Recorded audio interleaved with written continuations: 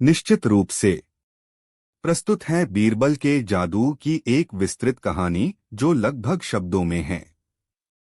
यह कहानी बीरबल की बुद्धि, तर्क और मानवीय मनोविज्ञान की गहरी समझ को दर्शाती है, जिसे लोग अक्सर जादू समझ बैठते थे। बीरबल ने किया ऐसा जादू, सब देखकर रह गए हैरान। अध्याय 1, रहस्यमयी जादूगर का आगमन। आगरा शहर अपनी पूरी रौनक पर था। यमुना नदी के किनारे बसा यह शहर मुगल सल्तनत की शान था। बादशाह अकबर का दरबार अपनी भव्यता और न्यायप्रियता के लिए पूरे हिंदुस्तान में मशहूर था। दरबार में एक से बढ़कर एक ज्ञानी, गुणी और कलावंत मौजूद थे, लेकिन उन सब में सबसे चमकता हुआ सितारा थे राजा बीरबल। बीरबल न केवल बादशाह के सलाहकार थे, बल्कि उनके सबसे करीबी दोस्त भी थे। उनकी हाजिर जवाबी, पैनी बुद्धि और समस्याओं को सुलझाने के अनोखे तरीकों के किस्से दूर दूर तक फैले हुए थे। एक दिन जब दरबार अपने सामान्य कामकाज में व्यस्त था, एक हरकारे ने प्रवेश किया और अदब से झुककर बादशाह को सूचना दी, आलमपनाह, सल्तनत की सरहदों के पार से, ईरान की धरती से एक महान जादूगर कलांतक ने आगरा में कदम रखा है। उसके चमत्कारों की चर्चा आम लोगों की जुबान पर है। वह हवा में से चीजें पैदा कर देता है और पलक झपकते ही उन्हें गायब भी कर सकता है। लोग कहते हैं कि वह भविष्य भी देख सकता है। बादशाह अकबर को हमेशा से ही नई और रहस्यमयी चीजों में गहरी दिलचस्पी रही थी। उन्होंने उत्सुकता से पूछा, क्या यह सच है? क्या वाकई उसमें कोई दैवीय शक्ति है? दरबार में मौजूद मुल्ला दो प्याजा, जो हमेशा बीरबल से ईर्ष्या करते थे, को एक मौका मिल गया। उन्होंने कहा, जहां पनाह, मैंने भी उसके कुछ करतबों के बारे में सुना है। कहते हैं कि उसकी नजरें किसी के भी दिल का हाल पढ़ लेती हैं। शायद यह कोई असली जादू ही हो। हर चीज को बीरबल की तरह तर्क की कसौटी पर नहीं कसा जा सकता। बीरबल शांत बैठे सब कुछ सुन रहे थे। उनके चेहरे पर एक हल्की सी मुस्कान थी, जिसमें जिज्ञासा और संदेह का मिलाजुला भाव था। अकबर ने फैसला किया, हम उस जादूगर से मिलना चाहेंगे। उसे शाही मेहमान के तौर पर दरबार में पेश किया जाए। हम स्वयं उसकी कला का परीक्षण करेंगे। अगले दिन कलांतक जादूगर दरबार में हाजिर हुआ। उसका व्यक्तित्व सचमुच प्रभावशाली था। लंबा कद, भेदती हुई काली आंखें और एक रहस्यमयी आभा उसके चारों ओर थी। उसने बादशाह को झुककर सलाम किया और अपनी भारी आवाज में कहा, शहंशाह हिंद को इस नाचीज कलांतक का सलाम। मैंने आपके न्याय और ज्ञान की बहुत प्रशंसा सुनी है, इसलिए अपनी कला का एक छोटा सा नमूना आपके सामने प्रस्तुत करने की अभिलाषा लेकर आया हूं। अकबर ने उसे इजाजत दी। कलांतक ने अपना थैला खोला और एक खाली कटोरा दरबार के बीच में रख दिया। उसने कुछ मंत्र बुदबुदाए, अपनी उंगलियों को हवा में घुमाया और अचानक उस खाली कटोरे में से सोने के सिक्कों की बरसात होने लगी। पूरा दरबार आश्चर्य से भर गया। सिक्के असली सोने के थे। इसके बाद उसने एक दरबारी से उसका रुमाल मांगा, उसे हवा में उछाला और वह रुमाल एक जीवित कबूतर बनकर उड़ गया। तालियों की गड़गड़ाहट से दरबार गूंज उठा। मुल्ला दो प्याजा की आंखें तो फटी की फटी रह गईं। अकबर बहुत प्रभावित हुए। उन्होंने पूछा, कलांतक, तुम्हारी शक्तियों का स्रोत क्या है? क्या यह कोई इल्म है या दैवीय वरदान? कलांतक ने बड़ी विनम्रता से उत्तर दिया, जहां पनाह, यह ब्रह्मांड की उन गुप्त शक्तियों का ज्ञान है, जिसे साधने में मैंने अपना पूरा जीवन लगा दिया है। मेरे लिए कुछ भी असंभव नहीं है। यह सुनकर बीरबल ने पहली बार अपनी चुप्पी तोड़ी। उन्होंने शांत भाव से पूछा, जादूगर जी, क्या आप सच में कुछ भी कर सकते हैं? कलांतक ने बीरबल को देखा। उसे पता था कि यही वह व्यक्ति है जिसकी बुद्धि की मिसालें दी जाती हैं। उसने चुनौती भरे स्वर में कहा, हाँ राजा बीरबल, जो एक इंसान सोच सकता है मैं उसे कर सकता हूँ। बीरबल ने मुस्कुराते हुए कहा, तो क्या आप इस दरबार में मौजूद किसी भी व्यक्ति के मन की बात जान सकते हैं? यह एक सीधी चुनौती थी। कलांतक एक पल के लिए झिझका, लेकिन फिर आत्मविश्वास से बोला, क्यों नहीं? आप किसी भी दरबारी को चुने, मैं बता दूंगा कि उसके मन में क्या चल रहा है। बीरबल ने मुल्ला दो प्याजा की ओर इशारा किया, जो मन ही मन बीरबल को नीचा दिखाने के ख्वाब देख रहे थे। कलांतक ने अपनी आंखें बंद कीं, कुछ देर ध्यान लगाने का नाटक किया और फिर बोला, यह दरबारी अपने घर में बनाए गए खास पकवान नरगिसी कोफ्ते के बारे में सोच रहे हैं और उन्हें चिंता है कि कहीं घर पहुंचने से पहले उनके बच्चे उसे खत्म न कर दें। मुल्ला दो प्याजा का मुंह आश्चर्य से खुल गया। यह बात अक्षरशः सत्य थी। उन्होंने हकलाते हुए स्वीकार किया, जी जी हाँ जहांपना, यह बिल्कुल सच है। अब तो पूरे दरबार को कलांतक की शक्तियों पर यकीन हो गया। अकबर भी उसके प्रशंसक बन गए। उन्होंने कलांतक को शाही मेहमान खाने में ठहराया और उसे ढेरों इनाम दिए। बीरबल चुप रहे, लेकिन उनकी आंखों में अब भी संदेह की एक लकीर थी। वह जानते थे कि जो दिख रहा है वह पूरा सच नहीं है। पर्दा कहीं और है और तमाशा कहीं और हो रहा है। अध्याय 2 शाही चुनौती। कलांतक की शोहरत आगरा के गली कूचों तक पहुंच गई।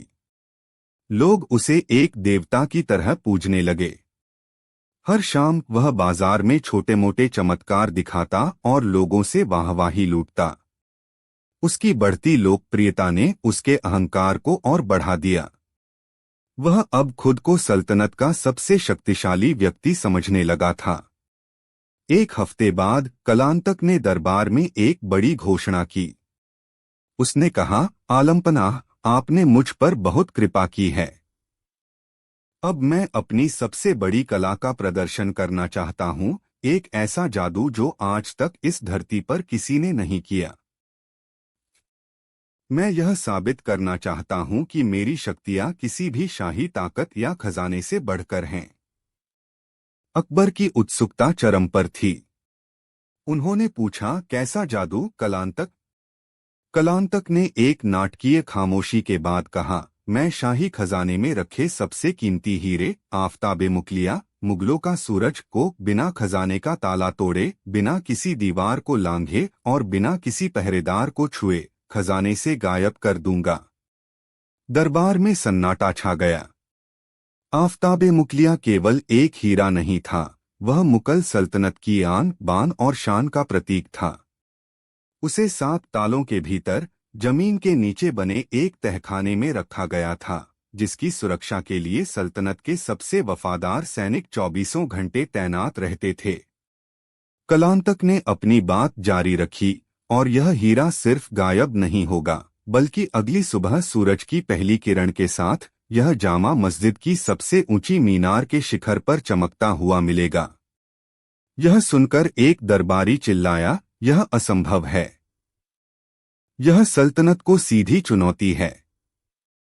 मुल्ला दो प्याजा ने आग में घी डालते हुए कहा, अगर यह सचमुच एक जादूगर है तो इसके लिए कुछ भी असंभव नहीं।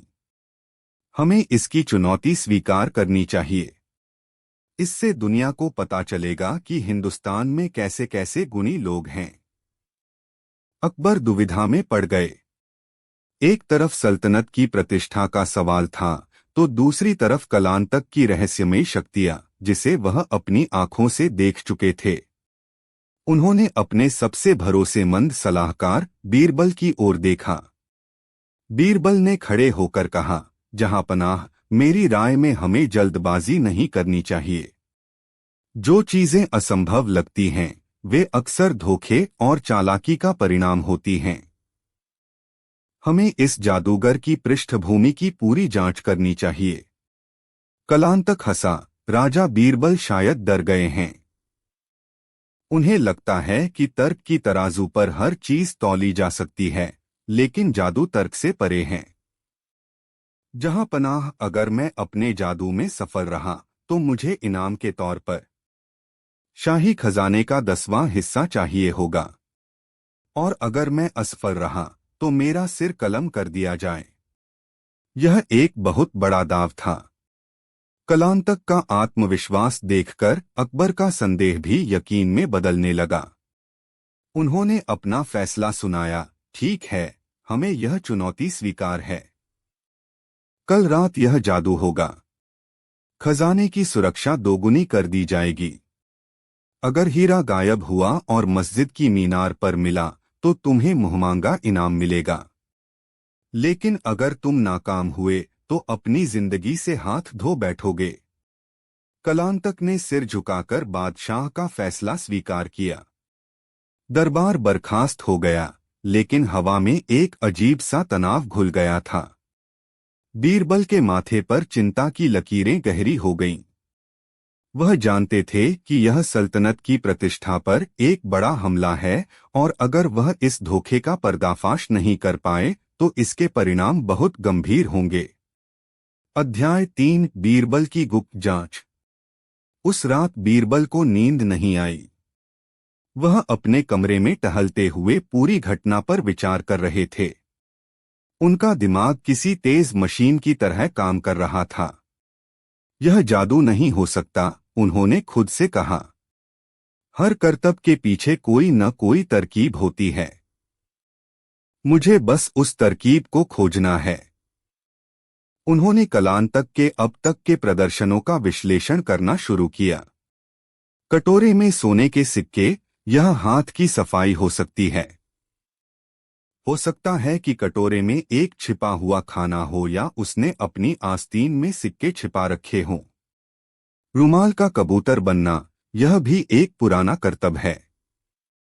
एक कबूतर को पहले से ही खास तरीके से कपड़े में लपेटकर छिपाया जा सकता है और सही समय पर उसे आजाद कर दिया जाता है, जिससे रुमाल के गायब होने का भ्रम पैदा होता है। मुल्ला दो प्याजा के मन की बात पढ़ना, यह सबसे पेचीदा था। लेकिन क्या यह संभव है कि कलांतक को यह बात पहले से पता हो? क्या उसका कोई जासूस दरबार में था, या उसने मुल्ला जी के किसी नौकर से यह बात उगलवा ली थी? बीरबल को तीसरा बिंदु सबसे महत्वपूर्ण लगा। अगर कलांतक जानकारी इकट्ठा कर सकता है तो वह एक जादूगर नहीं बल्कि एक बहुत ही चतुर योजनाकार है। बीरबल ने तुरंत अपने सबसे भरोसेमंद जासूसों को बुलाया। ये जासूस भेष बदलने में माहिर थे और शहर के हर कोने की खबर रखते थे। बीरबल ने उन्हें निर्देश दिया, मुझे उस कलांतक के बारे में सब कुछ जानना है। वह कहां से आया है? उसके साथी कौन हैं? वह दिन भर क्या करता है? किससे मिलता है? मुझे हर छोटी से छोटी जानकारी चाहिए। उन्होंने अपने एक जासूस हीरामन को एक विशेष काम सौंपा। हीरामन, तुम मुल्ला दो प्याजा के घर के आसपास नजर रखो। पता करो कि पिछले कुछ दिनों में उनके घर कोई अजनबी तो नहीं आया था, या उनके किसी नौकर ने किसी से कोई अजीब बातचीत तो नहीं की। अगली सुबह तक बीरबल के पास कुछ महत्वपूर्ण सूचनाएं आने लगीं। कलांतक ईरान से अकेला नहीं आया था। उसके साथ 3 और लोग थे जो शहर की एक सराय में आम मुसाफिरों की तरह ठहरे हुए थे। वे लोग दिन में अलग अलग काम करते थे। एक रस्सी का करतब दिखाने वाला बाजीगर था, दूसरा एक लोहार था जो ताले बनाने और तोड़ने में माहिर था, और तीसरा एक कहानीकार था जो बाजारों में घूम घूम कर कलांतक के चमत्कारों के किस्से सुनाता था ताकि उसकी शोहरत फैले। हीरामन ने खबर दी कि मुल्ला दो प्याजा का एक बावर्ची, जो अपनी गप हाँकने की आदत के लिए जाना जाता था, 2 दिन पहले बाजार में शेखी बघार रहा था कि उसके मालिक के लिए आज खास नरगिसी कोफ्ते बन रहे हैं। यह बात कलांतक के कहानीकार साथी ने सुन ली थी और उसी ने यह जानकारी कलांतक तक पहुंचाई थी। अब बीरबल के सामने तस्वीर साफ हो रही थी। कलांतक कोई जादूगर नहीं बल्कि एक संगठित गिरोह का सरगना था जो लोगों को अपनी चालाकी से मूर्ख बना रहा था। मन की बात पढ़ने का रहस्य तो खुल गया, बीरबल ने सोचा। अब सवाल आफताबे मुकलिया का है। वे उसे कैसे गायब करेंगे? बीरबल ने शाही खजाने का नक्शा मंगवाया और उसका अध्ययन करने लगे। तहखाना अभेद्य था। एक ही रास्ता अंदर जाता था जिस पर हर समय 20 सैनिकों का पहरा रहता था। ताले इटली के सबसे माहिर कारीगरों ने बनाए थे, जिनकी चाबियां केवल बादशाह, खजांची और बीरबल के पास थीं। वे अंदर नहीं जा सकते, बीरबल ने खुद से कहा। तो फिर क्या हीरा पहले ही बदला जा चुका है? यह विचार उनके मन में कौंधा। क्या खजाने में कोई भेदिया है? उन्होंने तुरंत खजाने के मुख्य रक्षक दिलावर खान को बुलवाया। दिलावर खान एक ईमानदार और बहादुर सैनिक था। बीरबल ने उससे पूछा, दिलावर खान, क्या पिछले कुछ हफ्तों में खजाने के आसपास कोई भी असामान्य घटना हुई है? कोई नया पहरेदार? कोई मरम्मत का काम? दिलावर खान ने कुछ देर सोचा और फिर कहा, नहीं राजा साहब, सब कुछ सामान्य है। हाँ, बस एक बात है। खजाने के सबसे बड़े ताले में पिछले हफ्ते कुछ जंग लग गया था, तो उसे साफ करने के लिए शाही लोहार को बुलाया गया था। लेकिन यह काम मेरी निगरानी में हुआ था। कौन था वह लोहार? बीरबल ने तुरंत पूछा। उसका नाम इस्माइल है, हुजूर। वह कई सालों से शाही किले में काम कर रहा है। बीरबल के कान खड़े हो गए। उन्होंने अपने जासूसों को तुरंत इस्माइल लोहार पर नजर रखने का आदेश दिया। उन्हें शक था कि कलांतक का ताले वाला साथी और यह शाही लोहार एक ही व्यक्ति हो सकते हैं या उनके बीच कोई संबंध हो सकता है। अब बीरबल के पास योजना के टुकड़े जुड़ने लगे थे। धोखा, कलांतक और उसका गिरोह जादूगर नहीं है।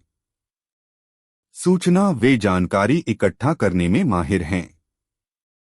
पहुंच, हो सकता है कि उन्होंने शाही लोहार के जरिए ताले की बनावट को समझ लिया हो या उसकी एक नकल बना ली हो। उद्देश्य हीरा चुराना और सल्तनत को बदनाम करना। लेकिन अभी भी सबसे बड़ा सवाल बाकी था। हीरे को जामा मस्जिद की मीनार पर कैसे पहुंचाया जाएगा? मीनार बहुत ऊंची थी और उस पर रात में चढ़ना लगभग असंभव था। बीरबल खुद जामा मस्जिद पहुंचे। उन्होंने मीनार को ध्यान से देखा। वह उसके चारों ओर घूमे, उसकी ऊंचाई का अनुमान लगाया और आसपास के माहौल का जायजा लिया। उनकी नजर पास के एक कबूतरबाज पर पड़ी जो अपने कबूतरों को दाना खिला रहा था।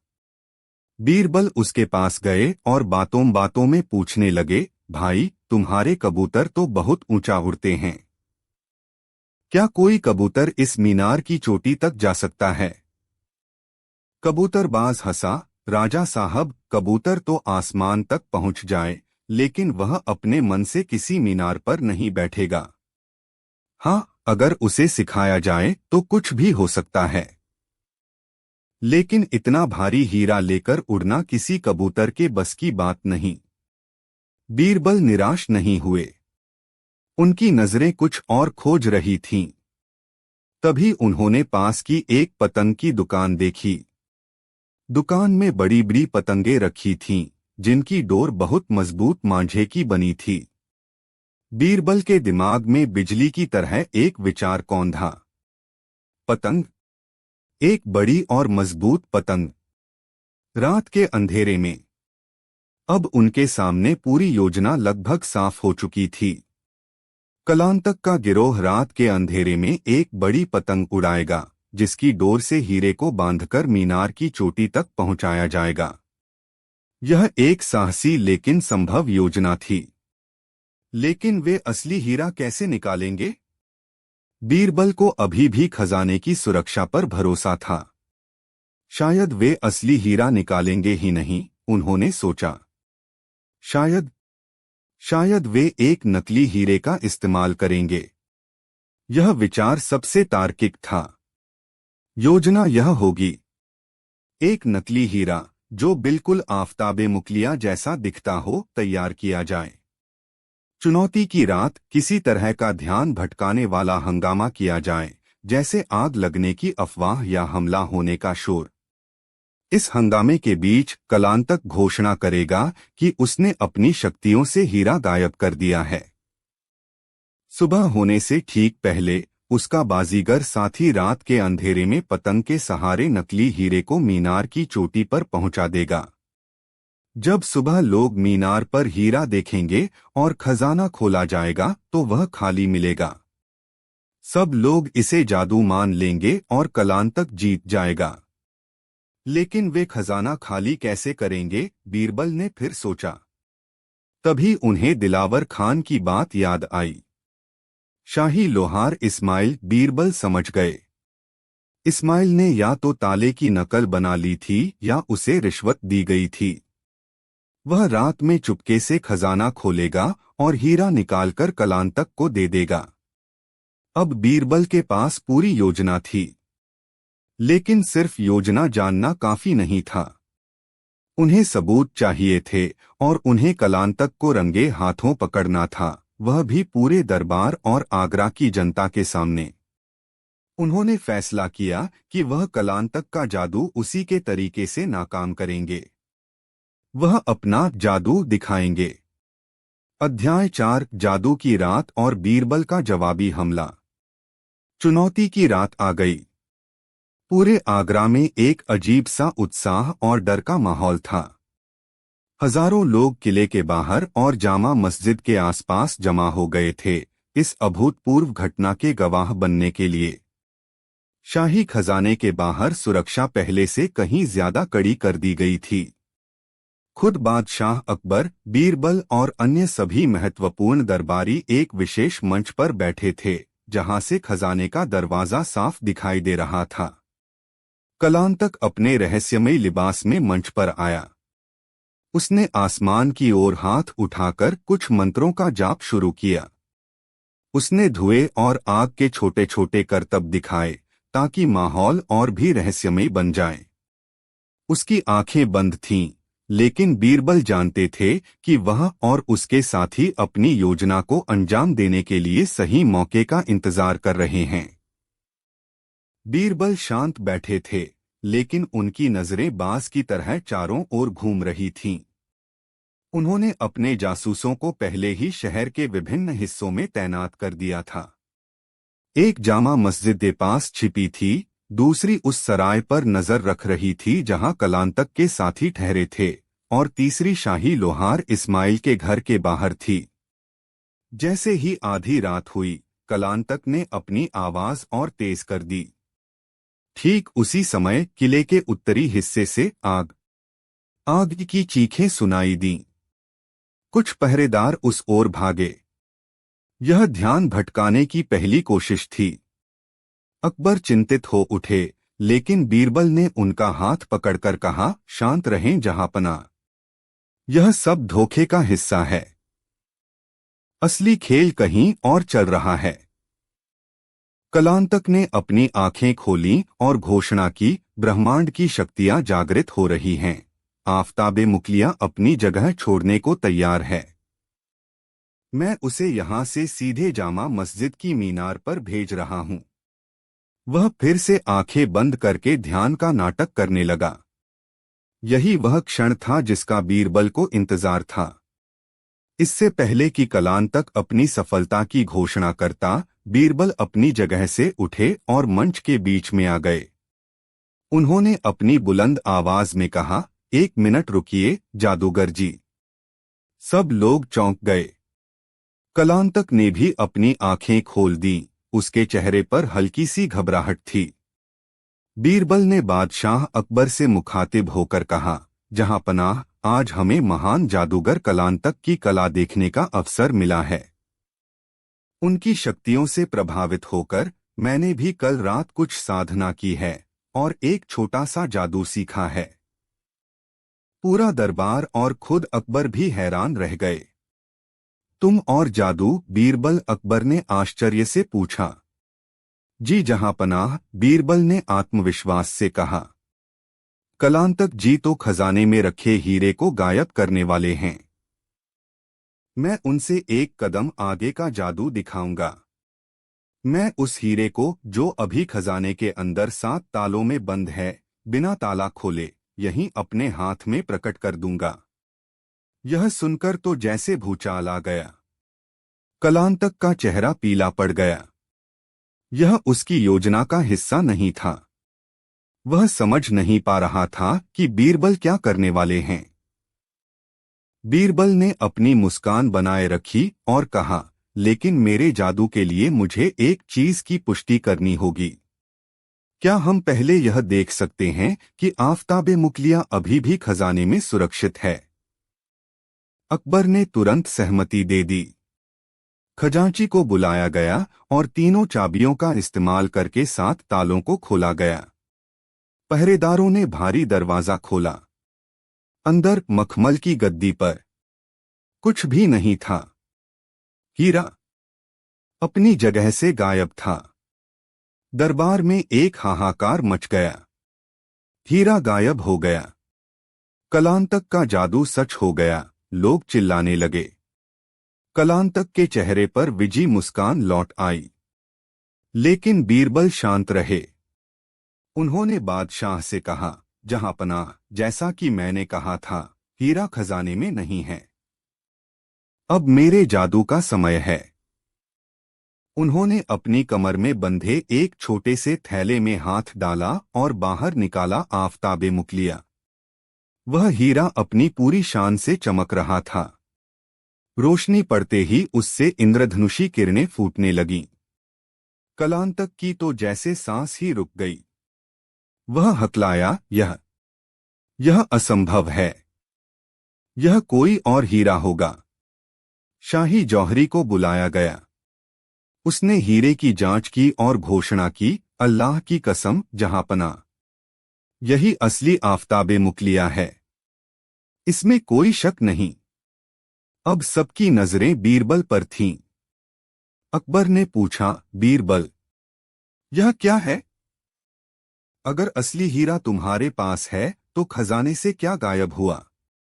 और यह तुम्हारे पास कैसे आया? बीरबल ने रहस्य से पर्दा उठाना शुरू किया। जहांपनाह, यही तो मेरा जादू है। मैंने अपनी बुद्धि के जोर से यह जान लिया था कि कलांतक एक धोखेबाज है और उसकी योजना हीरा चुराने की है। मुझे यह भी पता चल गया था कि इस साजिश में हमारा एक शाही लोहार इस्माइल भी शामिल है, जिसने खजाने के ताले की नकली चाबी बनाई थी।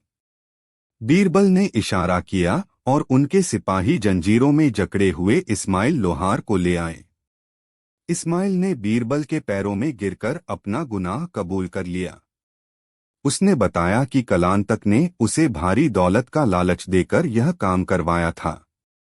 बीरबल ने आगे बताया, इस्माइल आज रात असली हीरा चुराकर कलांतक को देने वाला था, ताकि वह उसे कहीं छिपा दे और सुबह जामा मस्जिद की मीनार पर एक नकली हीरा रखवा दे। लेकिन मेरे जासूस इस्माइल पर नजर रखे हुए थे। जैसे ही उसने आज शाम खजाने से हीरा चुराया, मेरे लोगों ने उसे रंगे हाथों पकड़ लिया और असली हीरा मेरे पास पहुंचा दिया। तो फिर खजाना खाली क्यों था? एक दरबारी ने पूछा। बीरबल मुस्कुराए, यह मेरे जादू का दूसरा हिस्सा है।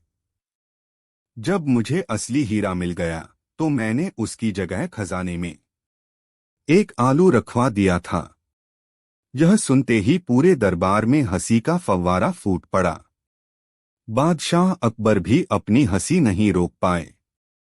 कलांतक का चेहरा शर्म और गुस्से से लाल हो गया था। लेकिन बीरबल अभी रुके नहीं थे। उन्होंने कहा, और अब मेरे जादू का अंतिम और सबसे शानदार हिस्सा। मैं उस नकली हीरे को भी आपके सामने पेश करता हूं, जो सुबह जामा मस्जिद की मीनार पर मिलने वाला था। उन्होंने फिर इशारा किया। इस बार सिपाही कलांतक के बाजीगर साथी को पकड़े हुए लाए। उसके हाथ में एक बड़ी सी पतंग, मजबूत माझा और एक थैली थी, जिसमें कांच का बना एक नकली हीरा था। जो बिल्कुल असली जैसा दिख रहा था। बीरबल के जासूसों ने उसे मस्जिद के पास की एक अंधेरी गली से पकड़ा था, जब वह अपनी पतंग उड़ाने की तैयारी कर रहा था। अब कलांतक का पूरा भंडाफोड़ हो चुका था। उसके सारे साथी पकड़े जा चुके थे। उसके जादू का पर्दाफाश हो चुका था। वह कोई दैवीय शक्ति वाला इंसान नहीं, बल्कि एक शातिर अपराधी था। कलांतक और उसके गिरोह को तुरंत गिरफ्तार कर लिया गया। बादशाह अकबर अपनी जगह से उठे और उन्होंने बीरबल को गले लगा लिया। अध्याय 5 बुद्धि का जादू। अगले दिन दरबार फिर से लगा। माहौल में जीत और उत्सव का रंग था। कलांतक और उसके साथी जंजीरों में बंधे बादशाह के सामने खड़े थे। उन्होंने अपना हर गुनाह कबूल कर लिया था। अकबर ने बीरबल की ओर देखकर कहा, बीरबल, तुमने एक बार फिर साबित कर दिया कि तुम्हारी बुद्धि का कोई मुकाबला नहीं। तुमने न केवल सल्तनत की इज्जत बचाई, बल्कि एक बड़े अपराध को होने से भी रोक लिया। लेकिन एक बात हमें अभी भी हैरान कर रही है। तुमने यह सब किया कैसे? तुम्हारा जादू क्या था? पूरा दरबार यह सुनने के लिए उत्सुक था। बीरबल ने बड़ी विनम्रता से उत्तर, निश्चित रूप से। प्रस्तुत है एक आम आदमी बना अकबर का गुरु की एक विस्तृत शब्दों की कहानी। एक आम आदमी बना अकबर का गुरु। अध्याय 1 सोने के पिंजरे में एक बेचैन रूह। हिंदुस्तान की जमीन पर सूरज की हुकूमत थी, और उस सूरज के जमीनी अक्स शहंशाह हिंद जलालुद्दीन मोहम्मद अकबर की हुकूमत पूरे हिंदुस्तान पर। आगरा का किला उनकी ताकत का जीता जागता सबूत था, जिसकी मजबूत दीवारें दुश्मनों के हौसले पस्त कर देती थीं और जिसके अंदर की शानो शौकत फरिश्तों की जन्नत को भी शर्माने पर मजबूर कर देती थी। दीवाने आम और दीवाने खास में देश विदेश के सबसे काबिल लोग सिर झुकाए खड़े रहते थे। ज्ञानी पंडित और मौलवी वेदों और कुरान की आयतों से बादशाह का मनोरंजन करते, बहादुर सेनापति अपनी जीती हुई लड़ाइयों के किस्से सुनाते और चालाक मंत्री सल्तनत के पेंचोखम सुलझाने में दिन रात एक कर देते। बाहर से देखने पर अकबर के पास सब कुछ था, एक विशाल साम्राज्य, अटूट खजाना, वफादार सेना और 9 रत्नों जैसी बुद्धिमान सलाहकार मंडली। लेकिन जब रात के सन्नाटे में मखमली बिस्तरों पर लेटे हुए अकबर अपनी आंखों को छत पर टिकाते, तो उन्हें अपने सीने में एक अजीब सा खालीपन महसूस होता। एक ऐसी बेचैनी जिसे न तो सल्तनत की दौलत भर सकती थी और न ही जीती हुई लड़ाइयों का शोर कम कर सकता था। यह खालीपन सवालों का था। वह दिन भर हुक्म देते थे, यहाँ पुल बना दो, वहाँ लगान माफ कर दो, उस सूबेदार को हटा दो। लेकिन क्या उनके इन कागजी हुक्मों से किसी की जिंदगी सच में बदलती थी? वह अपने दरबारियों के मुंह से अपनी प्रजा की खुशहाली के किस्से सुनते थे, पर क्या वह खुशहाली सच थी या सिर्फ बादशाह को खुश करने के लिए गढ़ी गई कहानी? वह अपनी प्रजा के मालिक थे, उनके अन्नदाता थे, लेकिन क्या वह सच में अपनी प्रजा को जानते थे? क्या उन्होंने कभी किसी किसान के फटे हुए हाथ देखे थे जो पूरी सल्तनत का पेट भरते थे? क्या उन्होंने कभी किसी मजदूर के माथे का पसीना महसूस किया था जिससे उनके महल चमकते थे? उनके नवरत्न बीरबल समेत उन्हें हर समस्या का राजनीतिक या बौद्धिक समाधान दे देते थे। लेकिन अकबर की समस्या राजनीतिक नहीं, आत्मिक थी। वह सोने के पिंजरे में कैद एक ऐसे पंछी की तरह महसूस कर रहे थे जो आसमान का राजा तो था, पर आसमान को महसूस करना भूल गया था। यह बेचैनी उस दिन चरम पर पहुंच गई जब दरबार में अकाल की रिपोर्ट पेश की गई। राजा टोडरमल ने आंकड़ों और नक्शों के जरिए समझाया कि किस प्रांत में कितना नुकसान हुआ, कितने अनाज की जरूरत है और खजाने से कितनी अशर्फियां भेजनी होंगी। सब कुछ बिल्कुल सटीक था, किसी गणित के सवाल की तरह। अकबर ने हुक्म पर दस्तखत कर दिए, लेकिन उस रात उन्हें नींद नहीं आई। उनके कानों में टोडरमल के शब्द नहीं, बल्कि उन लाखों अनसुनी सिसकियां गूंज रही थीं, जो उन सूखे आंकड़ों के पीछे छिपी थीं। उन्हें लगा कि उन्होंने अकाल का सामना नहीं किया, बस एक फाइल बंद कर दी है। अगली सुबह अकबर ने एक अभूतपूर्व फैसला लिया।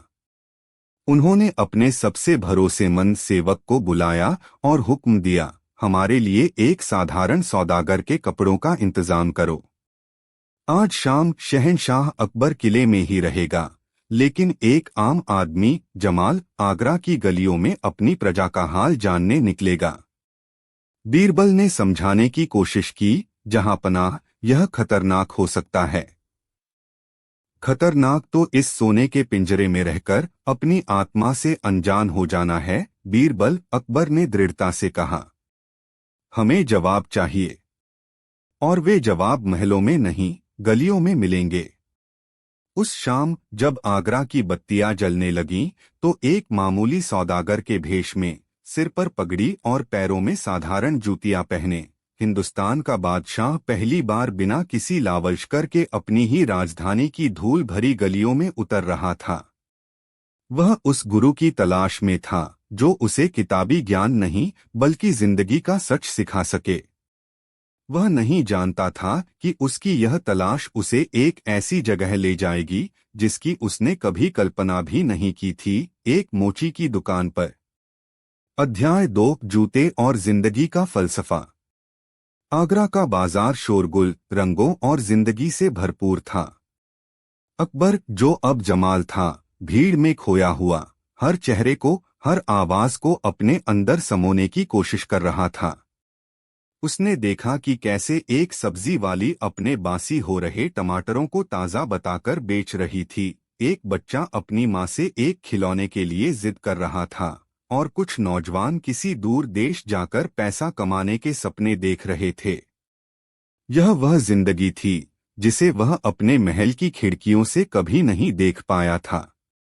घूमते घूमते अचानक उनकी एक जूती की सिलाई उधड़ गई। उन्हें चलने में परेशानी होने लगी। पास ही में एक बूढ़े बरगद के पेड़ के नीचे एक मोची अपनी छोटी सी, लगभग जमीन से सटी दुकान में बैठा काम कर रहा था। उसकी उम्र 50 के पार रही होगी, चेहरे पर झुर्रियां थीं, लेकिन आंखों में एक अजीब सी शांति और चमक थी।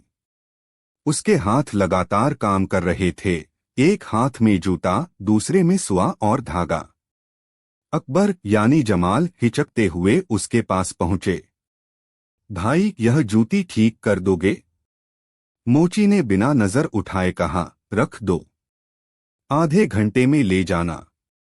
2 तांबे लगेंगे। उसकी आवाज में न कोई चापलूसी थी, न कोई रूखापन, बस एक सपाट सच्चाई थी। अकबर वहीं पास में एक पत्थर पर बैठ गए, उसे काम करते हुए देखने लगे। उस मोची का नाम हीरा था। वह जिस तल्लीनता और सम्मान से उस फटे हुए जूते को ठीक कर रहा था, वह अकबर के लिए हैरान करने वाला था। वह हर टाके को ऐसे लगा रहा था मानो वह कोई मामूली जूता नहीं, बल्कि कोई कीमती कलाकृति हो। अकबर ने अपनी बेचैनी मिटाने के लिए बात शुरू की। बड़ा ध्यान से काम करते हो भाई। हीरा ने पहली बार नजर उठाकर अकबर को देखा। एक पल के लिए उसकी नजरें अकबर की आंखों में ठहरीं, और अकबर को लगा जैसे इस आम आदमी ने उनकी रूह के अंदर तक झांक लिया हो। ध्यान से नहीं करूंगा तो क्या करूंगा मालिक, हीरा ने वापस अपने काम में लगते हुए कहा। यह सिर्फ चमड़ा नहीं है, यह किसी की राह का साथी है। अगर मैं अपना काम ईमानदारी से नहीं करूंगा तो यह बीच रास्ते में धोखा दे देगा, और रास्ते में मिला धोखा बहुत तकलीफ देता है। यह एक साधारण सी बात थी, लेकिन अकबर के दिल में तीर की तरह लगी। रास्ते में मिला धोखा। क्या वह एक बादशाह के तौर पर अपनी प्रजा को धोखा नहीं दे रहे थे? तुम दिन भर में कितने जूते ठीक कर लेते हो? अकबर ने पूछा। गिनता नहीं मालिक, हीरा ने जवाब दिया। जितनों की किस्मत में मेरे हाथ का टाका लिखा हो, उतने ठीक हो जाते हैं। कभी 10, कभी 20। शाम को जो कमाता हूं उससे दाल रोटी चल जाती है। ऊपर वाले का शुक्र है। कभी और ज्यादा कमाने का मन नहीं करता। बड़ी दुकान खोलने का, अमीर बनने का। अकबर ने एक अमीर सौदागर की तरह पूछा। हीरा हंसा, एक बहुत ही शांत और गहरी हंसी। मालिक, जरूरत से ज्यादा दौलत भी फटे जूते की तरह होती है। चलने में मदद नहीं करती बल्कि पैर को जख्मी कर देती है। मेरे लिए अमीरी का मतलब पेट भर रोटी चुकी है।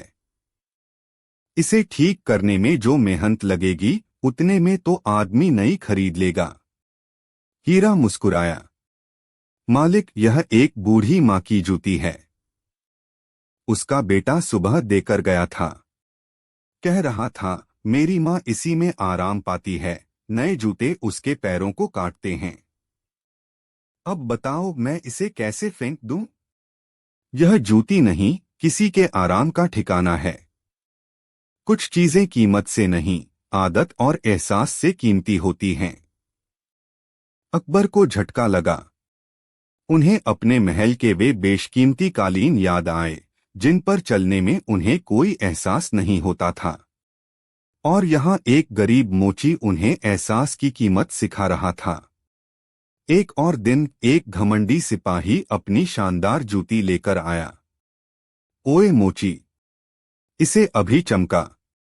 ऐसी कि सेनापति की नजर पड़े तो इनाम दे दे। हीरा ने शांति से जूती ली और अपना काम करने लगा। सिपाही वहीं खड़े होकर अपनी बहादुरी के किस्से सुनाता रहा कि कैसे उसने दुश्मनों को गाजर मूली की तरह काट दिया था। हीरा चुपचाप सुनता रहा। जब जूती चमक गई तो उसने पैसे लिए। सिपाही के जाने के बाद अकबर ने पूछा, तुम्हें उसकी बातों पर गुस्सा नहीं आया? हीरा ने गहरी सांस ली। मालिक, जो बर्तन अंदर से खाली होता है वही ज्यादा खनकता है। उसकी बातों में बहादुरी नहीं, डर था। वह दुनिया को नहीं, खुद को यकीन दिला रहा था कि वह बहादुर है। उसका जूता तो मजबूत था, पर अंदर का आदमी कमजोर था। मैं जूतों का डॉक्टर हूं, दिलों का नहीं। मैं बस अपना काम कर सकता हूं। हीरा की दुकान अकबर के लिए जिंदगी की पाठशाला बन गई थी। वहां बैठकर उन्होंने सीखा कि हर इंसान एक कहानी है और उसकी कहानी उसके जूतों पर लिखी होती है। उन्होंने राजाओं और अमीरों के नुकीले, शानदार जूते देखे जो जमीन पर कम, हवा में ज्यादा रहते थे। उन्होंने किसानों और मजदूरों के घिसे हुए, मिट्टी से सने जूते देखे जो धरती का दर्द और मेहनत का बोझ उठाते थे। उन्होंने बच्चों के छोटे छोटे जूते देखे जिनमें भविष्य की दौड़ छिपी थी, और बूढ़ों के ढीले ढाले जूते जिनमें जिंदगी भर की थकान का आराम था। अकबर ने हीरा से सवाल पूछना शुरू किया, लेकिन एक बादशाह की तरह नहीं, एक शिष्य की तरह। हीरा, न्याय क्या है? हीरा अपने सुए से चमड़े में छेद करते हुए कहता, मालिक, जब मैं जूते का एक जोड़ा बनाता हूं तो मुझे दोनों को बिल्कुल बराबर बनाना पड़ता है। अगर एक छोटा या एक बड़ा हो गया तो पहनने वाला लंगड़ा कर चलेगा। सल्तनत भी एक इंसान की तरह है और उसके दो जूते हैं, अमीर और गरीब। अगर बादशाह दोनों के लिए बराबर कानून नहीं बनाएगा तो सल्तनत लंगड़ा कर चलेगी। यही न्याय है। और हुकूमत क्या है? हीरा धागे पर मोम लगाते हुए कहता, यह धागा, मालिक। यह धागा चमड़े के अलग अलग टुकड़ों को जोड़कर एक जूता बनाता है। बादशाह भी एक धागे की तरह होता है जो अलग अलग धर्म, जाति और सोच के लोगों को जोड़कर एक मुल्क बनाता है। धागा मजबूत होना चाहिए, पर इतना भी नहीं कि वह चमड़े को ही काट दे। हुकूमत मजबूत हो पर जालिम नहीं। ये जवाब किसी किताब में नहीं लिखे थे। ये जिंदगी की भट्टी में पके हुए सत्य थे जो अकबर की आत्मा में उतरते जा रहे थे। वह अब अकाल को सिर्फ एक आंकड़े की तरह नहीं देखते थे, बल्कि उन लाखों फटे जूतों की तरह देखते थे जिन्हें मरम्मत की जरूरत थी। वह अपनी प्रजा को अब रियाया नहीं बल्कि ऐसे लोग समझते थे जिनकी अपनी अपनी कहानियां और अपनी अपनी उम्मीदें थीं। अकबर बदल रहे थे। उनके फैसलों में अब सिर्फ शाही मुहर की ठंडक नहीं बल्कि इंसानियत की गर्मी भी शामिल होने लगी थी। अध्याय 4 बीरबल की चिंता और एक रहस्यमयी गुरु। अकबर में आ रहा यह बदलाव किसी से छिपा नहीं रहा। दरबार में कानाफूसी शुरू हो गई। बादशाह अब घंटों तक अकेले रहते थे। वह पहले से ज्यादा शांत, ज्यादा गंभीर और ज्यादा दयालु हो गए थे। वह दरबारियों की चापलूसी पर मुस्कुरा देते, लेकिन उनकी आंखों में झांककर सच तलाशते। सबसे ज्यादा इस बदलाव को महसूस किया बीरबल ने। बीरबल जानते थे कि बादशाह की यह खामोशी किसी तूफान से पहले की शांति नहीं, बल्कि एक गहरी नदी की स्थिरता है। लेकिन इस स्थिरता का स्रोत क्या था? बादशाह अक्सर शाम को भेष बदलकर किले से बाहर जाते थे और घंटों बाद लौटते थे। कहाँ जाते थे? किससे मिलते थे? बीरबल की चिंता बढ़ने लगी। एक दोस्त के नाते वह बादशाह की खुशी से खुश थे, लेकिन एक वजीर के नाते उन्हें सल्तनत की सुरक्षा की फिक्र थी। कहीं बादशाह किसी गलत संगत में तो नहीं पड़ गए? कहीं कोई दुश्मन किसी ढोंगी संत के भेष में उन्हें बरगला तो नहीं रहा? एक दिन बीरबल ने फैसला किया, वह बादशाह का पीछा करेंगे। उस शाम जब अकबर जमाल बनकर किले से निकले तो बीरबल भी एक आम नागरिक के भेष में कुछ दूरी बनाकर उनके पीछे हो लिए। वह यह देखकर हैरान थे कि बादशाह किसी अमीर की हवेली या किसी सूफी की दरगाह पर नहीं बल्कि बाजार की सबसे भीड़भाड़ वाली गली में जा रहे थे। और फिर बीरबल ने वह दृश्य देखा जिसने उनके होश उड़ा दिए। शहंशाह हिंद जलालुद्दीन मोहम्मद अकबर एक बूढ़े बरगद के पेड़ के नीचे जमीन पर बैठे थे और उनके सामने अपनी छोटी सी दुकान में बैठा एक मोची अपने काम में मग्न था। बादशाह उस मोची को ऐसी श्रद्धा और ध्यान से देख रहे थे जैसे कोई शिष्य अपने गुरु को देखता है। बीरबल कुछ देर तक वहीं छिपे रहे, उनकी बातें सुनते रहे। उन्होंने सुना कि कैसे वह मोची जूते और धागे के उदाहरणों से सल्तनत और जिंदगी के सबसे गहरे राज खोल रहा था और कैसे हिंदुस्तान का सबसे शक्तिशाली व्यक्ति एक बच्चे की तरह उन्हें आत्मसात कर रहा था। बीरबल की आंखों में आंसू आ गए। आंसू चिंता के नहीं बल्कि समझ और सम्मान के थे। वह समझ गए थे कि बादशाह को उनका गुरु मिल गया है। एक ऐसा गुरु जिसे सल्तनत की दौलत या ताकत से कोई लेना देना नहीं था। एक ऐसा गुरु जिसका ज्ञान उसकी आत्मा की अमीरी से आता था। बीरबल चुपचाप वहां से लौट आए। उनके मन में अब कोई शक नहीं था, सिर्फ उस गुमनाम गुरु के लिए अपार श्रद्धा थी। लेकिन दरबार में हर कोई बीरबल नहीं था। जल्द ही बादशाह के इस मोची गुरु की भनक मुल्ला दो प्याजा और दूसरे कट्टरपंथी दरबारियों तक पहुंच गई। उनके लिए यह अपमान की बात थी। शर्म की बात है, मुल्ला दो प्याजा ने अपने गुट के बीच कहा। शहंशाह हिंद एक नापाक मोची से तालीम ले रहे हैं। एक ऐसा आदमी जो दिन भर गंदे जूतों को हाथ लगाता है, वह बादशाह को क्या सिखाएगा? यह सल्तनत का अपमान है। यह इस्लाम का अपमान है। बात फैलते फैलते आग बन गई। दरबार में दो गुट बन गए। एक तरफ वे लोग थे जो बादशाह के किसी भी फैसले पर सवाल नहीं उठा सकते थे और दूसरी तरफ मुल्ला के नेतृत्व वाला वह गुट था जो इस मोची गुरु को सबके सामने जलील करना चाहता था। उन्होंने अकबर पर दबाव बनाना शुरू कर दिया। जहां पनाह, अगर उस मोची में सच में कोई ज्ञान है तो उसे भरे दरबार में अपनी काबिलियत साबित करनी होगी। उसे हमारे आलिमों और पंडितों के सवालों का जवाब देना होगा। अध्याय 5 ज्ञान की कसौटी। अकबर जानते थे कि यह हीरा की नहीं बल्कि उनके अपने विश्वास की परीक्षा है। वह यह भी जानते थे कि हीरा किसी शास्त्रार्थ या बहस का आदमी नहीं है, लेकिन उन्हें अपने गुरु की सच्चाई पर पूरा भरोसा था। उन्होंने चुनौती स्वीकार कर ली। ठीक है, अकबर ने भरे दरबार में घोषणा की, अगले जुम्मे को हीरा मोची दीवानयाम में हाजिर होगा। आप सब अपने सबसे कठिन सवाल तैयार रखें। दूध का दूध और पानी का पानी हो जाएगा। पूरे आगरा में यह खबर फैल गई। एक आम मोची शहंशाह के दरबार में देश के सबसे बड़े विद्वानों से शास्त्रार्थ करेगा। यह अविश्वसनीय था। अगले दिन अकबर खुद हीरा के पास पहुंचे। उन्होंने उसे सारी बात बताई। हीरा ने सब कुछ शांति से सुना। उसके चेहरे पर न कोई डर था, न कोई घबराहट। उसने बस इतना कहा, मालिक, मैं तो एक मामूली मोची हूं।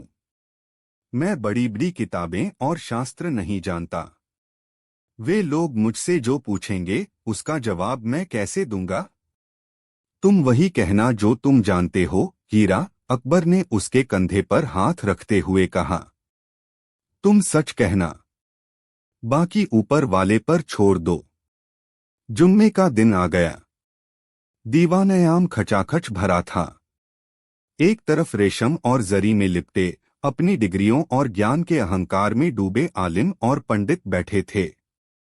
दूसरी तरफ अपने सादे साफ सुथरे कपड़ों में जमीन पर बैठा हीरा मोची था।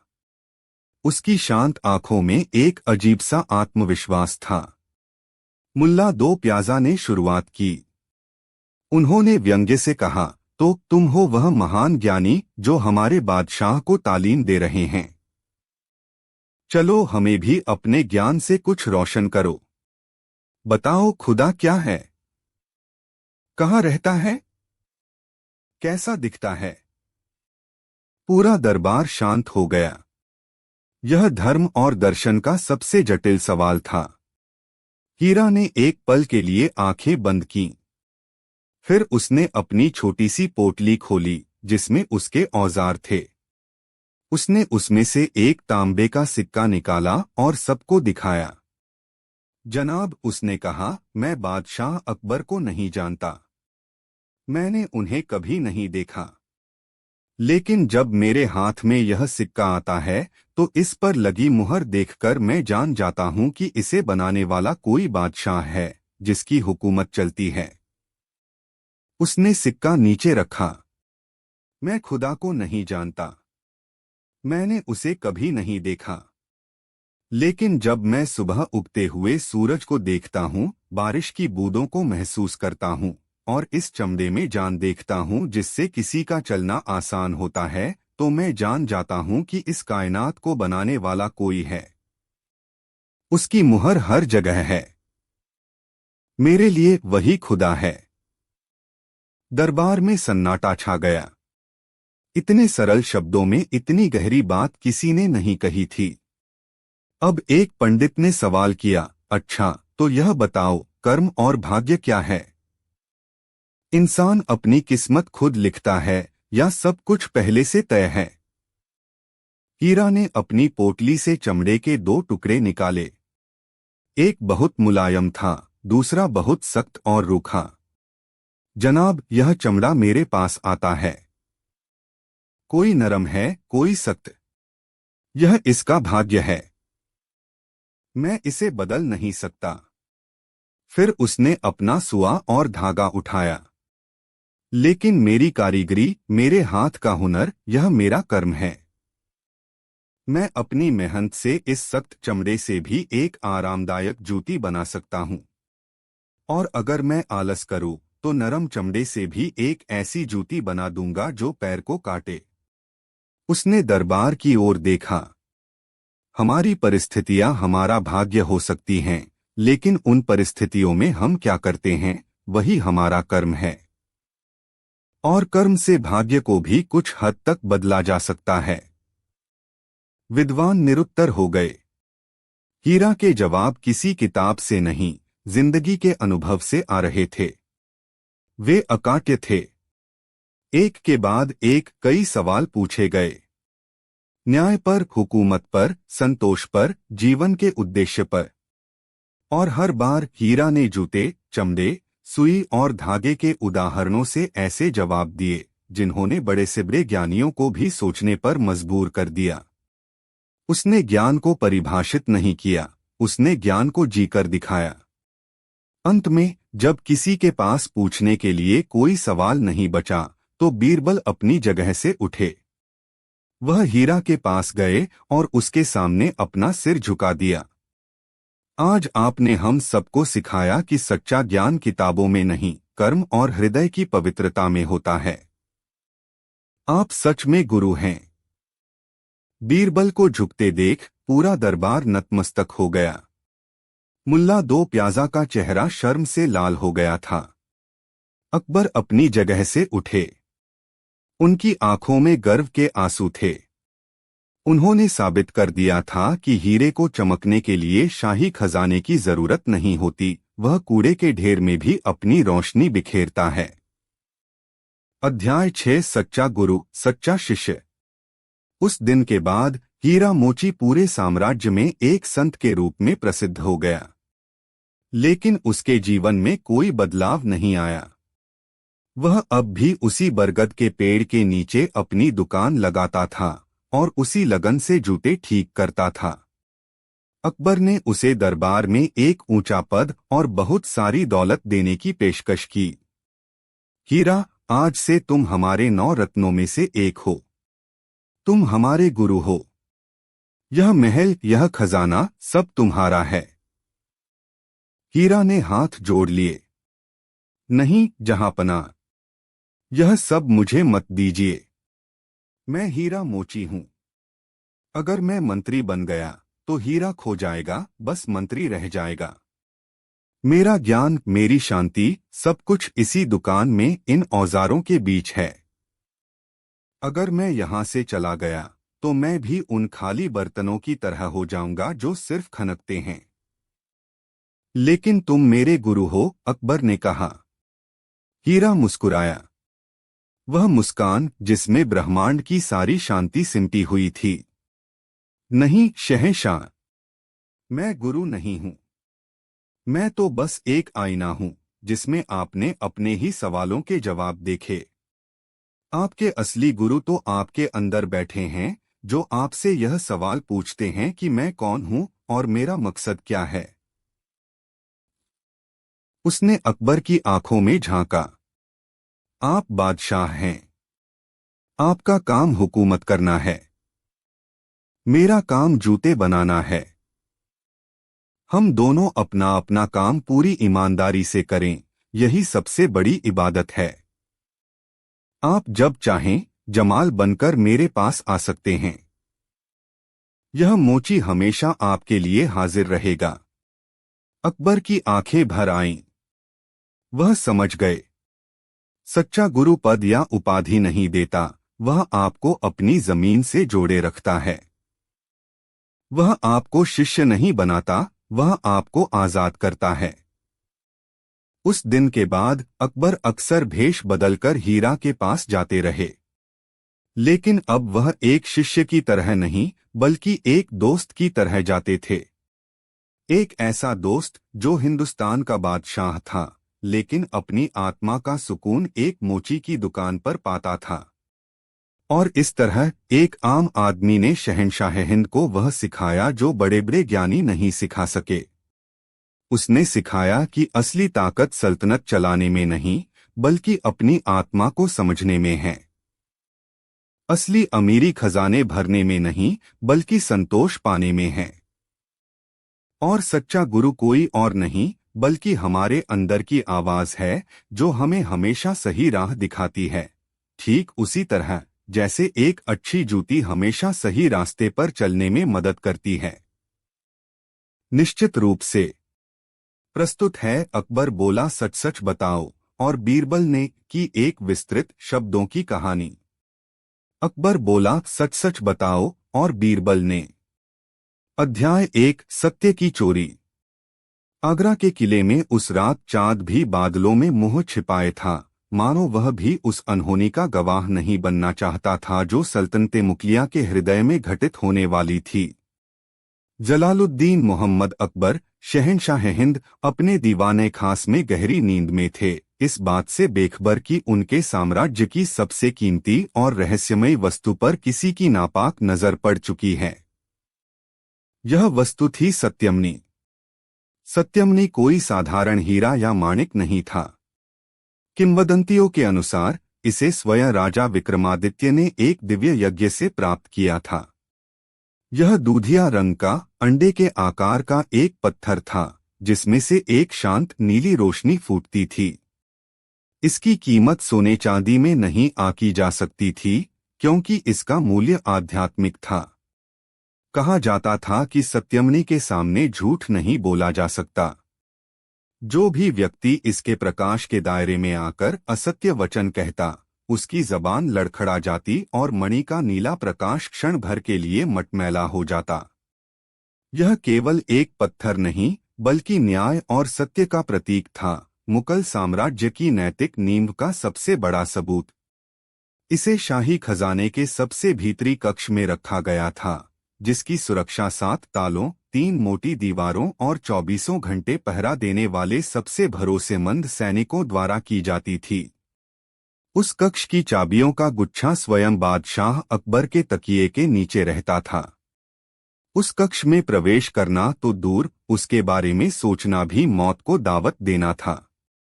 लेकिन अगली सुबह जब सूरज की पहली किरण ने यमुना के पानी को सुनहरा किया, तो पूरे किले में एक भूचाल आ गया। मुख्य पहरेदार शमशेर खान कांपते हुए, चेहरे पर हवाइयां उड़े, बादशाह के ख्वाबगाह शयन कक्ष के बाहर पहुंचा। उसकी हिम्मत नहीं हो रही थी कि वह बादशाह को जगाए, लेकिन खबर ही ऐसी थी। आखिरकार उसने हिचकते हुए दरवाजा खटखटाया। अकबर अपनी गहरी नींद से जागे। क्या गुस्ताखी है? इस वक्त हमें किसने जगाया? उनकी आवाज में नींद की खुमारी और गुस्सा दोनों थे। शमशेर खान ने कांपती आवाज में कहा, गुस्ताखी माफ हो जहांपनाह, पर गजब हो गया। सत्यमणि, सत्यमणि अपने स्थान पर नहीं है। अकबर पलंग से ऐसे उछले जैसे किसी बिच्छू ने डंक मार दिया हो। क्या बक रहे हो? होश में तो हो? चंद ही मिनटों में अकबर अपने सबसे खास सलाहकारों और मंत्रियों के साथ खजाने के उस भीतरी कक्ष के बाहर खड़े थे। ताले सही सलामत थे। दीवारें वैसी की वैसी थीं। पहरेदार कसम खा रहे थे कि रात में कोई परिंदा भी पर नहीं मार पाया। लेकिन जब अकबर ने स्वयं अपनी चाबियों से ताले खोले और दरवाजा खोला, तो अंदर का दृश्य दिल दहला देने वाला था। मखमल की गद्दी, जिस पर सत्यमणि विराजमान रहती थी, खाली थी। उसकी नीली रोशनी की जगह अब वहां एक अंधेरा और सूनापन था, जो जैसे पूरे साम्राज्य का मखौल उड़ा रहा था। यह नामुमकिन है, अकबर दहाड़े। उनका चेहरा गुस्से से तमतमा रहा था। जब ताले नहीं टूटे, दीवारें नहीं टूटीं, तो मणि गई कहाँ? क्या वह हवा में घुल गई या जमीन निगल गई? तुरंत जांच शुरू हुई। पूरे किले की तलाशी ली गई। हर पहरेदार, हर सेवक से पूछताछ हुई। आगरा के हर चोर, हर उचक्के को पकड़कर हवालात में डाल दिया गया। लेकिन कोई सुराग नहीं मिला। चोर कोई निशान छोड़कर नहीं गया था। यह किसी इंसान का नहीं, बल्कि किसी जिन्न या भूत का काम लग रहा था। दिन हफ्तों में बदल गए।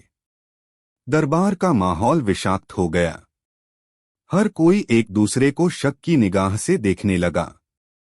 जो दोस्त थे, वे अब नजरें चुराते थे। जो प्रतिद्वंद्वी थे, वे खुलेआम एक दूसरे पर इल्जाम लगाते। वित्त मंत्री राजा टोडरमल ने कहा, यह जरूर किसी बाहरी ताकत का काम है जो हमारी सल्तनत को कमजोर करना चाहती है। सेनापति मान सिंह ने असहमति जताई, नहीं, यह किसी अंदरूनी भेदी का काम है। कोई ऐसा जिसे इस कक्ष की पूरी जानकारी थी, उनकी नजर कुछ दरबारियों पर टिकी थी। मुल्ला दो प्याजा, जो बीरबल से जलते थे, ने व्यंग्य किया, हो सकता है मणि अपने आप ही किसी ज्यादा सच्चे इंसान के पास चली गई हो। उनका इशारा साफ तौर पर बीरबल की तरफ था, जो इस पूरी गहमागहमी में अजीब तरह से शांत थे। अकबर का धैर्य अब जवाब दे रहा था। उनकी सल्तनत की इज्जत दांव पर थी। एक चोर ने सिर्फ एक मणि नहीं चुराई थी, उसने बादशाह के इकबाल को, उनके गौरव को चुनौती दी थी। उनका न्याय का सिंहासन आज खुद न्याय मांग रहा था।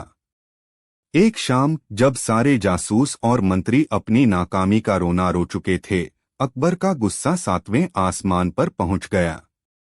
उन्होंने भरे दीवान-ए-आम में अपनी नजरें बीरबल पर गड़ाईं, जो खामोशी से सब कुछ देख और सुन रहे थे।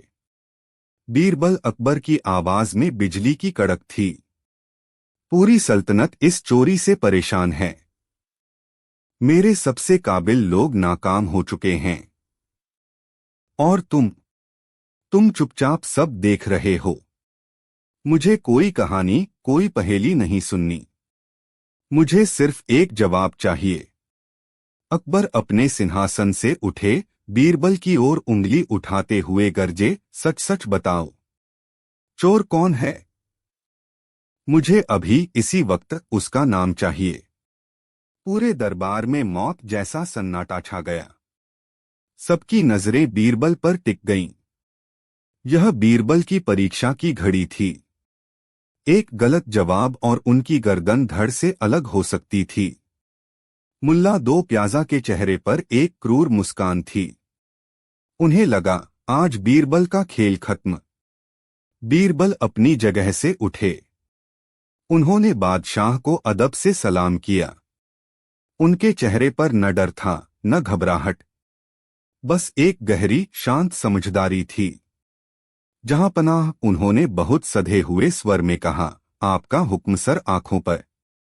मैं आपको सच बताऊंगा। दरबारियों ने अपनी सांसें रोक लीं। लेकिन बीरबल ने आगे कहा, सच कोई नाम नहीं है जहांपना। सच एक मंजिल है, और उस मंजिल तक पहुंचने के लिए हमें एक सफर तय करना होगा। आपने मुझसे सच बताने को कहा है, और मैं आपको सच दिखाऊंगा। लेकिन यह सच किसी एक व्यक्ति का नहीं, बल्कि इस पूरे दरबार का है। यह पहेलियां बुझाना बंद करो, बीरबल, अकबर झल्लाए। यह पहेली नहीं, हकीकत है, शहंशाह, बीरबल ने कहा। सत्यमणि की चोरी ने यह साबित कर दिया है कि हमारे दरबार में केवल एक चोर नहीं, बल्कि सत्य की ही कमी हो गई है। चोर को पकड़ने से पहले हमें उस खोए हुए सत्य को वापस लाना होगा। अगर आप इजाजत दें, तो मैं 3 परीक्षाओं का आयोजन करना चाहता हूं। इन 3 परीक्षाओं के अंत तक चोर खुद ब खुद आपके सामने होगा, और हम सबको एक ऐसा सच भी पता चलेगा जिसे हम बरसों से नजरअंदाज कर रहे हैं। अकबर दुविधा में पड़ गए। एक तरफ उनका गुस्सा था, जो तुरंत परिणाम चाहता था, दूसरी तरफ बीरबल पर उनका अटूट विश्वास। बीरबल का तरीका हमेशा अलग होता था, लेकिन नतीजा हमेशा सही निकलता था। गहरी सांस लेकर उन्होंने कहा, ठीक है बीरबल, तुम्हें 3 दिन का समय दिया जाता है। अपनी परीक्षाएं आयोजित करो। लेकिन याद रहे, अगर तीसरे दिन के अंत तक चोर मेरे सामने नहीं हुआ, तो तुम्हारी खैर नहीं। बीरबल ने मुस्कुराकर सिर झुकाया। मुझे मंजूर है जहांपना। और इस तरह बीरबल ने अकबर के सीधे सवाल का जवाब एक जटिल यात्रा में बदल दिया। एक ऐसी यात्रा जो सिर्फ एक चोर को नहीं, बल्कि हर दरबारी के मन में छिपे चोर को बेनकाब करने वाली थी। अध्याय 2, पहली परीक्षा, सत्य वचन का आईना। अगली सुबह दीवान-ए-आम का नजारा बदला हुआ था। बीचों बीच एक ऊंचे चबूतरे पर एक बड़ा सोने का पिंजरा रखा था। पिंजरे के अंदर एक खूबसूरत हरे रंग का तोता बैठा था, जो अपनी गर्दन घुमा घुमाकर सबको देख रहा था। दरबारी हैरान थे। चोर पकड़ने की जगह यह तोते का तमाशा क्यों? मुल्ला दो प्याजा ने फुसफुसाया। बीरबल ने आगे आकर घोषणा की, दरबार के सम्मानित सदस्यों, यह कोई आम तोता नहीं है। इसे न्यायप्रिय कहते हैं। इसे मैंने हिमालय की एक गुप्त गुफा से बुलवाया है, जहां इसे सिद्ध संतों ने प्रशिक्षित किया है। इसकी खासियत यह है कि यह सच और झूठ के बीच का फर्क समझता है। जब इसके सामने कोई सच बोलता है तो यह चुप रहता है, लेकिन जैसे ही कोई झूठ बोलता है, यह जोर जोर से झूठ झूठ ही चिल्लाने लगता है। दरबार में हंसी और अविश्वास की एक लहर दौड़ गई। यह सब ढकोसला है, एक मंत्री बोला। सकता है, बीरबल ने शांति से कहा, लेकिन जहांपनाह का हुक्म है कि आज दरबार का हर सदस्य बारी बारी से इस पिंजरे के पास आएगा और पूरी सच्चाई के साथ बताएगा कि चोरी वाली रात वह कहाँ था और क्या कर रहा था। यह हमारी पहली परीक्षा है, सत्य वचन की परीक्षा। अब दरबारियों के चेहरे पर चिंता की लकीरें उभर आईं। भले ही वे चोर न हों, लेकिन हर किसी के पास कोई न कोई छोटा मोटा राज था जिसे वह छिपाना चाहता था। सबसे पहले एक छोटे मनसबदार को बुलाया गया। उसने कांपते हुए कहा, हुजूर, मैं तो पूरी रात अपने घर पर बीमार पत्नी की सेवा कर रहा था। तोता चुप रहा। मनसबदार ने राहत की सांस ली। फिर एक सेनापति आए। उन्होंने अपनी छाती फुलाकर कहा, मैं पूरी रात अपनी चौकी पर तैनात था और सैनिकों के साथ गश्त लगा रहा था। तोता चुप रहा। धीरे धीरे दरबारियों का आत्मविश्वास बढ़ने लगा। उन्हें लगा कि यह तोता वाकई में एक धोखा है।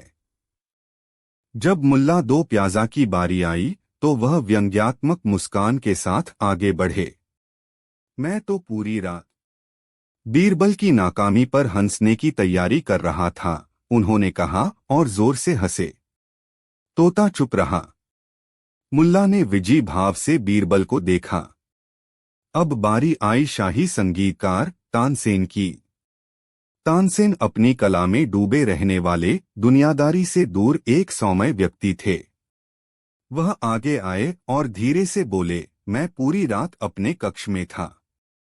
चांदनी रात थी और मैं एक नया राग बनाने की कोशिश कर रहा था।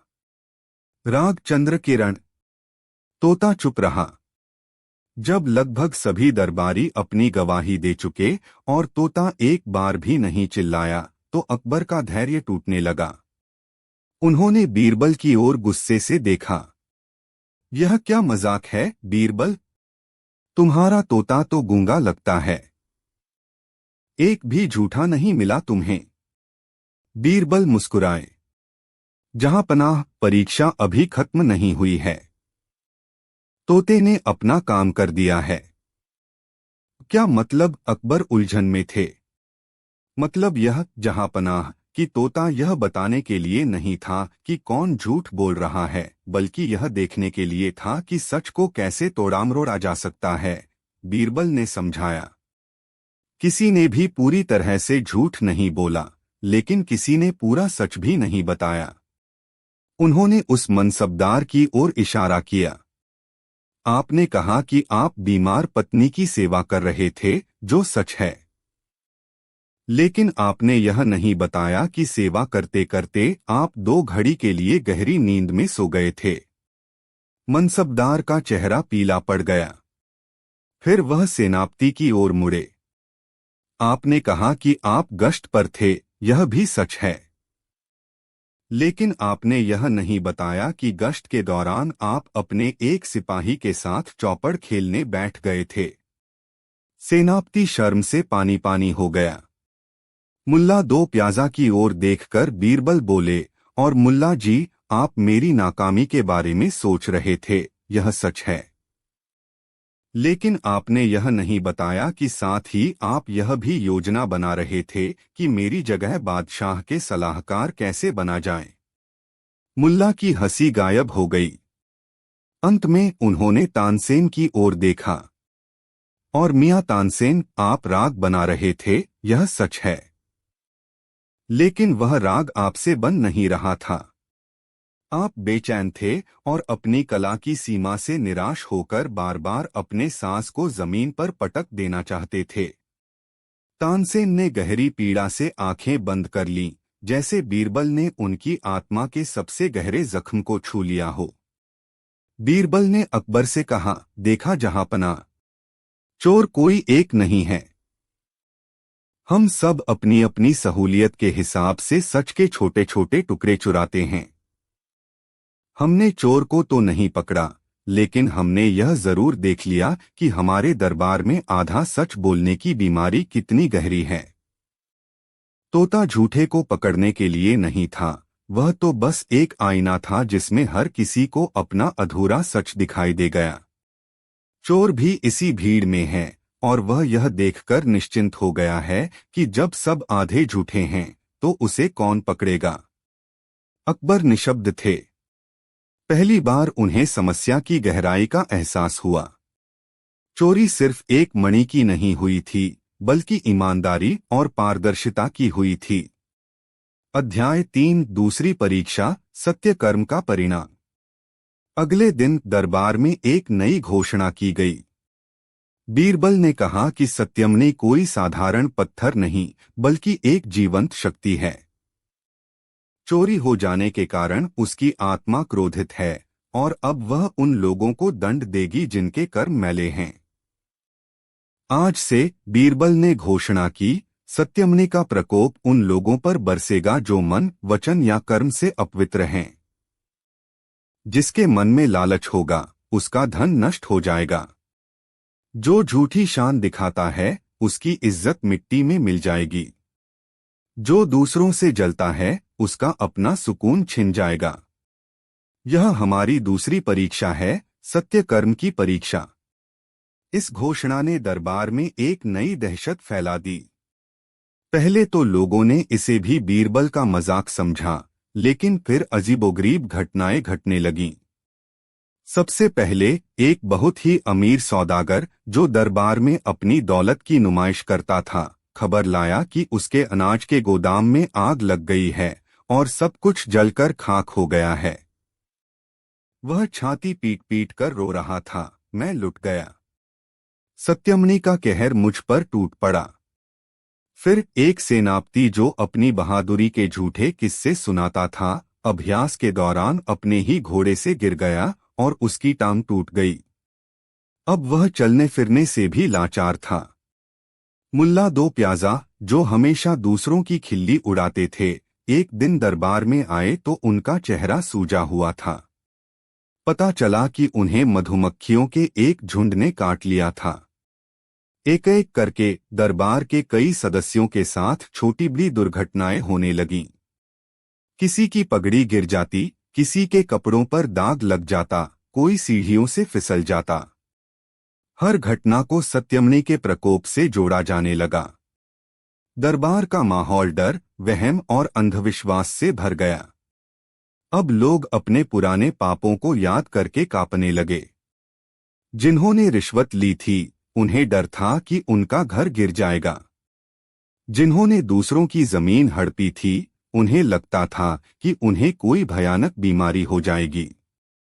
डर के मारे कुछ दरबारियों ने चुपचाप पश्चाताप करना शुरू कर दिया।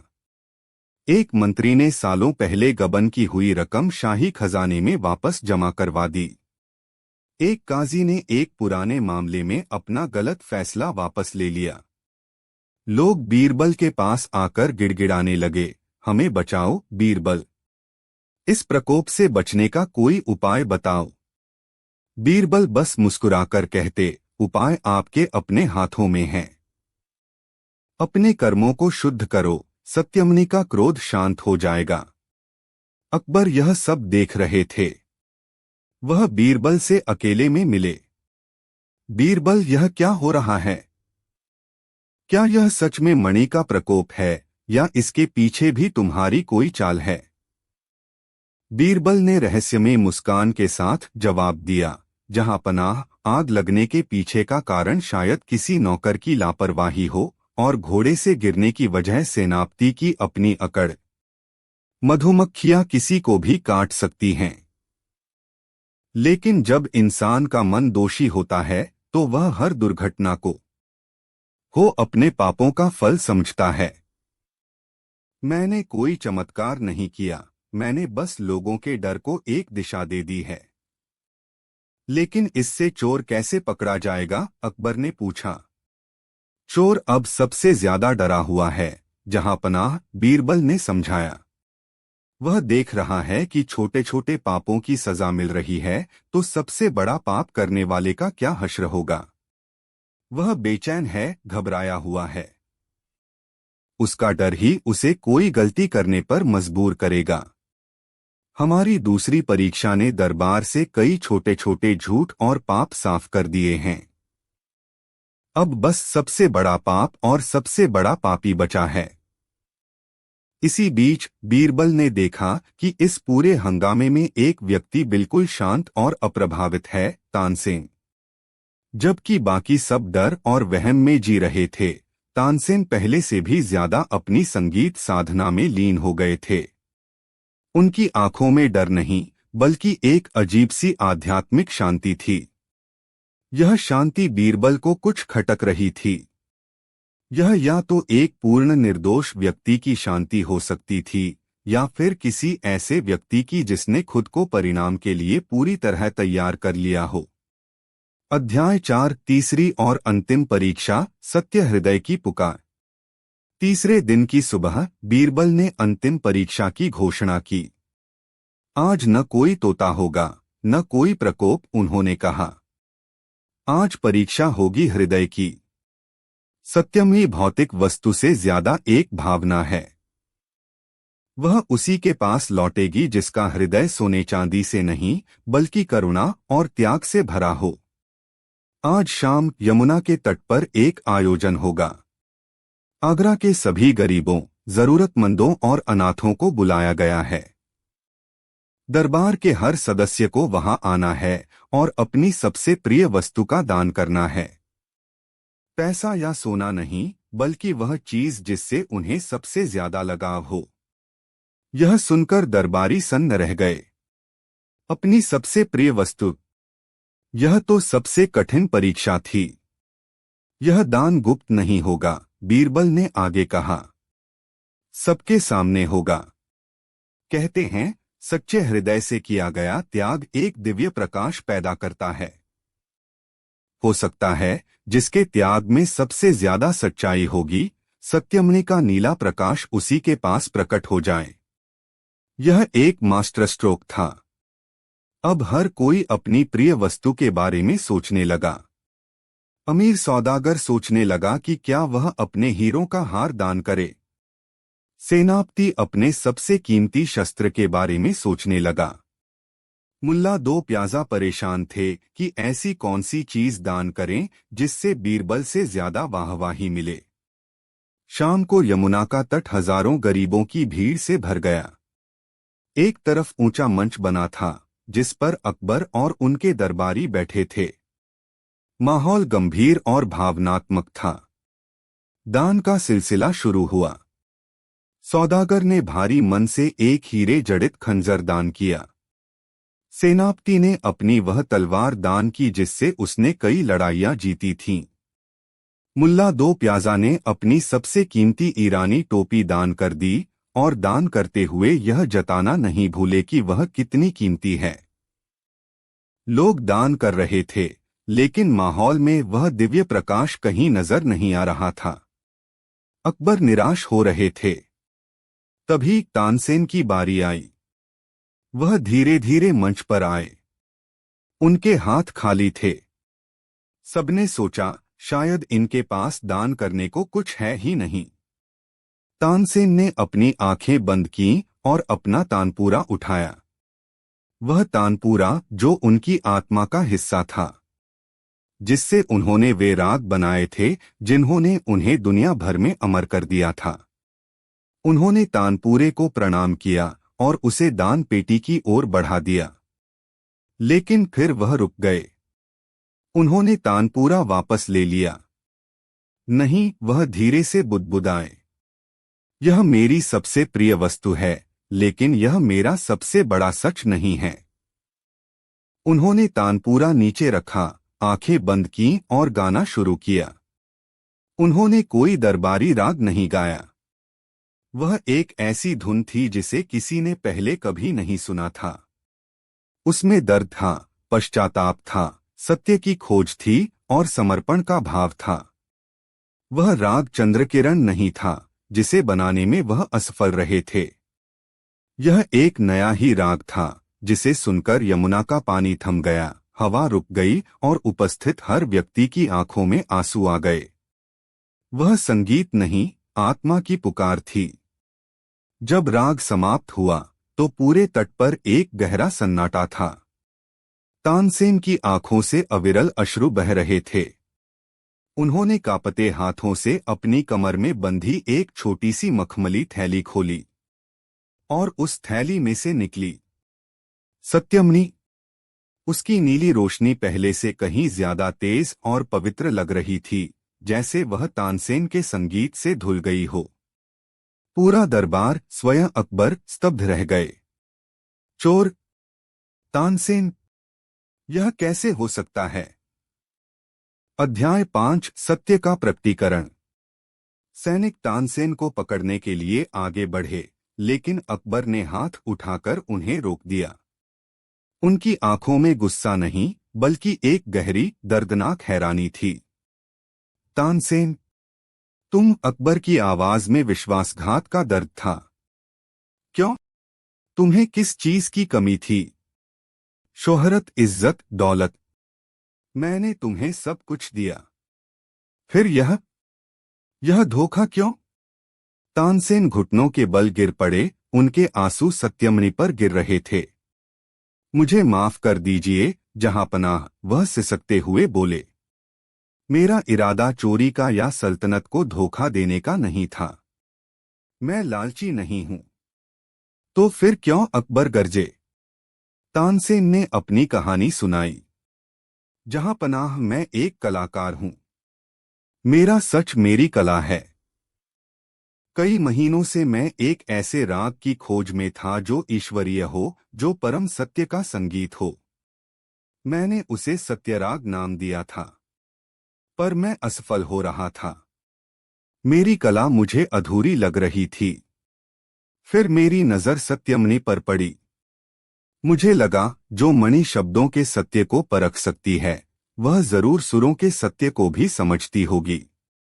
मुझे लगा कि उसकी दिव्य ऊर्जा के सान्निध्य में मैं उस सत्यराग को बना पाऊंगा।